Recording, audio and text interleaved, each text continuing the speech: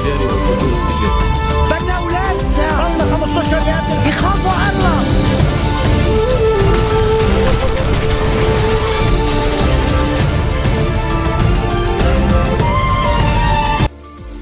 Good afternoon. It's Thursday, November 20th. I'm Yumna Naufal. These are today's headlines. MP Marwan Ahmadi told the Special Tribunal for Lebanon that in the months before February 2005, Syria sought to grant former President Emil Lahoud all powers at a time when Hariri worked on forming an anti-Damascus opposition. Lebanon's Independence Day is overshadowed by presidential vacuum, crippled state institutions, muzzled national dialogue, and major security challenges, the words of Prime Minister Tamam Salam. And Health Minister Wael Abu Fawood keeps going on after the closure of all unlicensed water companies selling bottled potable water, a day after revealing that the water they supplied is contaminated and carries traces of sewage.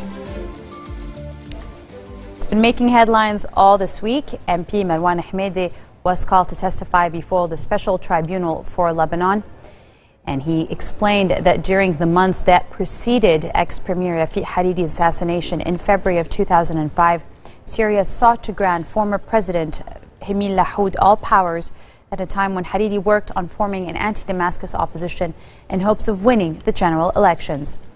Lebanon was a parliamentary system, he explains, which was being shifted by Syria into a presidential system, whereby Lahoud, a Syrian candidate and a Syrian representative, was grabbing all powers. Ahmadi told the STL trial chamber that all other actors in Lebanon's political system were becoming secondary actors. All institutions were reduced to stooges.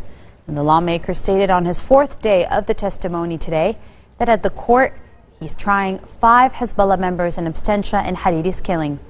Now, Ahmadi, who resigned from the cabinet along with 3 other ministers following the extension of Lahoud's term in September 2004, said his resignation was in compliance with an agreement reached with Hariri.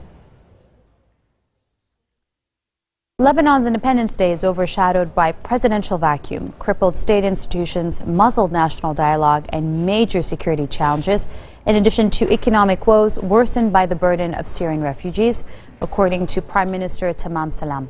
Salam sounded the alarm over Lebanon's future, urging rival politicians to place public interest over sectarian and personal concerns.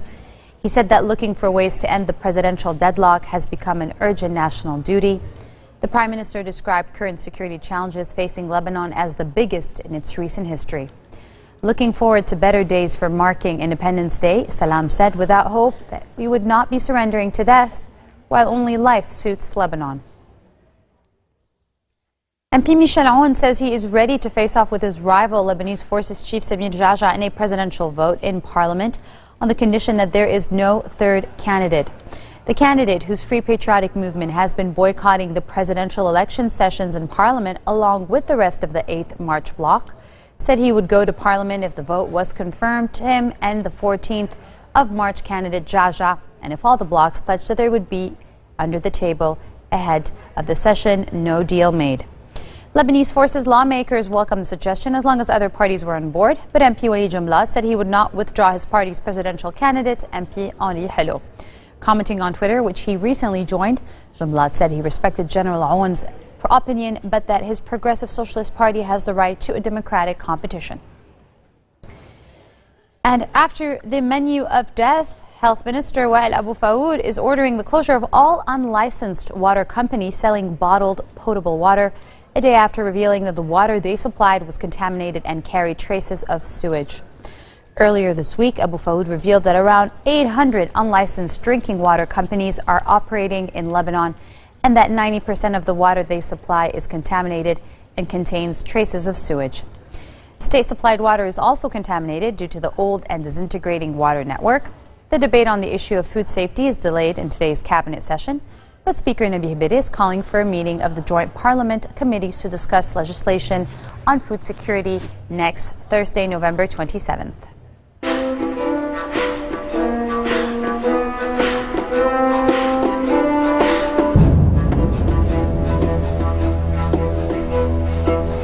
The United Nations Special Envoy for Syria, Staffan de Mistura, says efforts are being made to freeze fighting between government forces and the opposition in the northern city of Aleppo as the first step towards a wider peace in the country.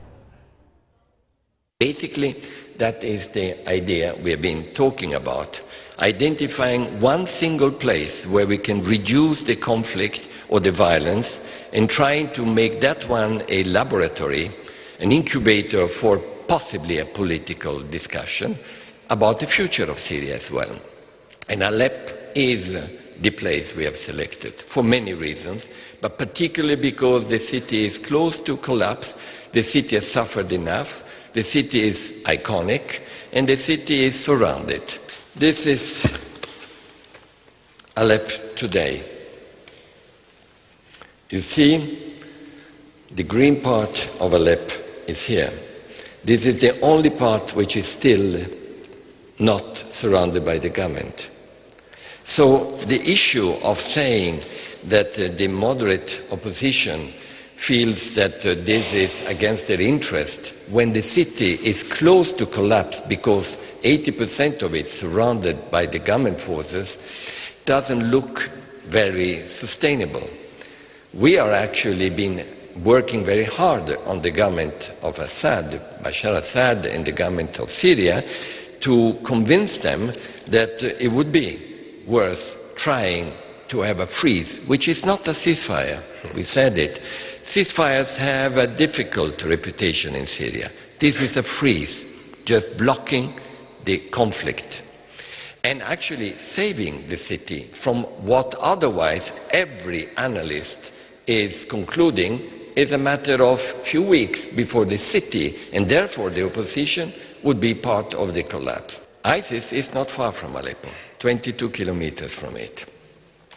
Well, if there is a freeze, there will be a possibility of reminding ISIS that it would be a very bad idea to actually spoil it, because the coalition is there and they've been active in Kobane, can be active elsewhere, hoping that that would also contribute to avoiding what ISIS could still do, trying to interfere into Aleppo apart from Kobane.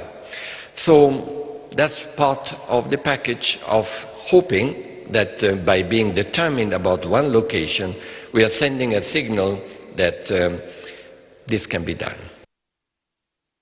U.S. Homeland Security Secretary says ISIS has the slickest social media he's ever seen for any terrorist organization. Speaking at a State Department conference, Homeland Security Secretary Jay Johnson said combating terrorist propaganda using relatively new phenomenon of social media is a top priority, while also discussing airport security.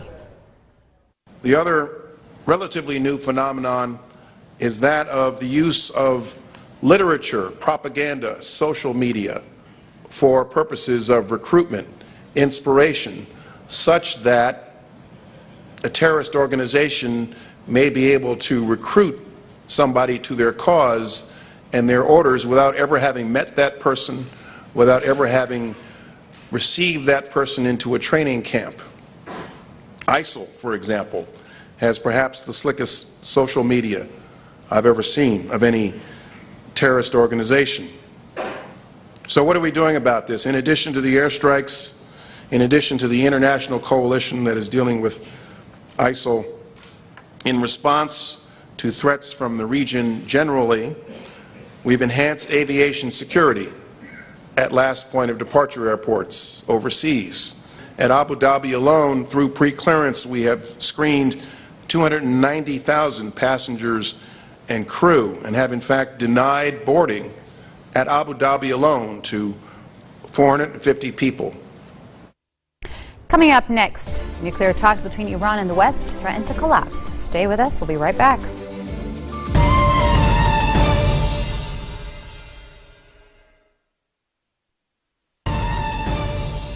Welcome back. You're watching the English news here on Future Television.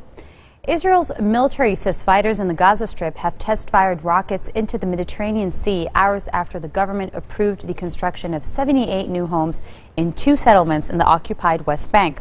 The military did not elaborate on the type of rockets, but said 4 missiles were fired in the last 24 hours alone. Rocket fire from Gaza played a central part in the 50-day war this summer between Israel and Hamas that claimed more than 2,100 Palestinian and 70 Israeli lives, with most of the rockets being intercepted by Israel's Iron Dome aerial defense system.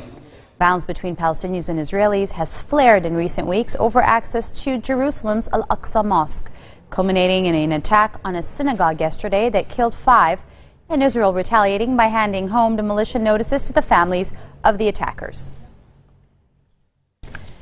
The head of the UN nuclear agency says Iran has again failed to provide explanations about suspected atomic bomb research as a deadline looms in for a comprehensive deal between Iran and the 6 world powers to end the long-running controversy. Iran is holding talks with the United States, France, Germany, Britain, Russia and China in Vienna this week in a push to reach an agreement by November 24th. The deal is intended to set limits on Iran's nuclear program in return for an end to international sanctions.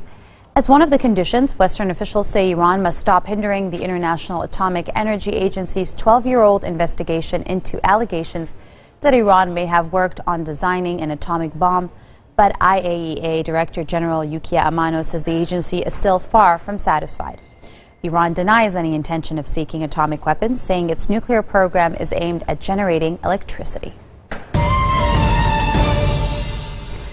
Actor Ben Affleck was honored with the Global Child Advocate Award from Save the Children in New York. Before the gala, he walked the red carpet with his wife Jennifer Garner and posed for photographers before speaking with press. Garner is also active in the Save the Children Foundation and acted as the gala host. The actor-director spoke highly of his wife and how the couple managed to balance their busy careers, family, and dedicating time to charitable organizations like Save the Children. You know, it's funny because really Jennifer absorbs the lion's share of she's the one who passes on the movie because I'm already directing something and she wants to do this thing for Save the Children and she wants to be there with the kids and there's only so much of the pie to cut up, you know, and she's been really smart about choosing her projects and doing Dallas Buyers Club or Alexander and the Terrible Day, you know, smart, good movies that luckily have been successful, and then they're not so time-consuming that she can't do this work and be there for our kids, which is the most important thing to her. Well, you know, I think we get into like, oh, well, this is worth that, or you have more than so-and-so, or you can't complain because I put all that stuff out of my mind. You know, there are children in the United States, and my wife has traveled, have been in their homes in Kentucky and West Virginia and the Central Valley of California who who can't speak and they're 4 years old, who can't read until 5 years later than they should, who get no stimuli, who are really suffering. And we recognize that in this country, with our wealth, with our, I think, decency and empathy, we should be taking care, at the very least, of educating all of our citizenry, not only for those kids, but the fact that if we have people that aren't educated in this country, it's just going to decline. And I also think it's important to take care of people who are suffering on a different level, which is like in Eastern Congo, suffering from war and famine and preventable disease, and where maternal health is, you know, non-existent. So 1 in 5 children die before the age of 5. When you have more death and you have more dramatic stuff, and that's really important, and it's also important in this country, and I don't make a value judgment about either. We really focus. He really works on Eastern Congo Initiative, and I really work on the U.S. programs for Save the Children. And within that, I really work on, you know, getting kids started on the right foot from birth to 5, helping families get their kids up and ready for school and healthy. So that's one part of it. We don't scatter our energy around, and the other is that it's a priority for us. It always has been, and our kids know that, they see it, they understand it, and that's just part of life. This marks the end of our bulletin for today. Now for a reminder of our top stories. MP Marwan Ahmadi tells the Special Tribunal for Lebanon that in the month before February 2005, Syria sought to grant former President Emil Lahoud all powers at a time when Hariri worked on forming an anti-Damascus opposition. Lebanon's Independence Day overshadowed by presidential vacuum, crippled state institutions, muzzled national dialogue, and major security challenges, the words of Prime Minister Tamam Salam. And Health Minister Wael Abu Faoud orders the closure of all unlicensed water companies selling bottled potable water a day after revealing that the water they supplied is contaminated and carries traces of sewage. Those are your Thursday Headline Live on Future Television. We will be back tomorrow for a 4:20 o'clock bulletin. Stay tuned. Yumna Naufal signing off.